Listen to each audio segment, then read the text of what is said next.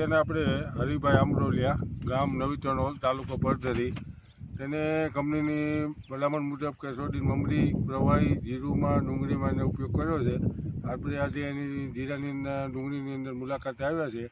તો હરિભાઈને પૂછી, હરિભાઈ તમે આ બધી કેસોડીન પ્રોડક્ટ વાપર્યા પછી તમને જીરામાં પહેલાં શું હતું, વાપર્યા પછી તમને કેવું લાગ્યું? હા, તે એમાં અમને મજા આવી.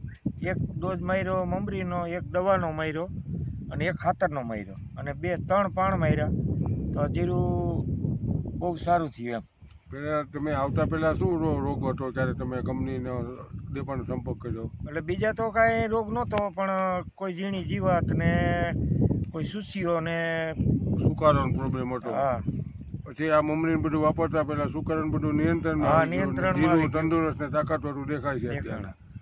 ખેડૂત ભાઈઓ, આપણે હરિભાઈનું માહિતી લીધી કે કેસોડીનો ઉપયોગ કરવાથી તેમને જીરું અત્યારે આપણે નજર સમક્ષ જોઈ શકીએ એમ છે, તંદુરસ્ત ને તાકાતવાળું ઊભું છે. કેસોડીન મમરી મૂળના રોગ માટે અસરકારક છે, એ આપણે આ નજર સમક્ષ જોઈ શકીએ એમ છે. તમારા કેસોડીન મમરી વિશે શું કેવું લાગે છે? કેસોડી મમરી વિશે મને બહુ ફાયદો લાગ્યો બેયમાં, ડુંગળીમાં અને જીરામાં.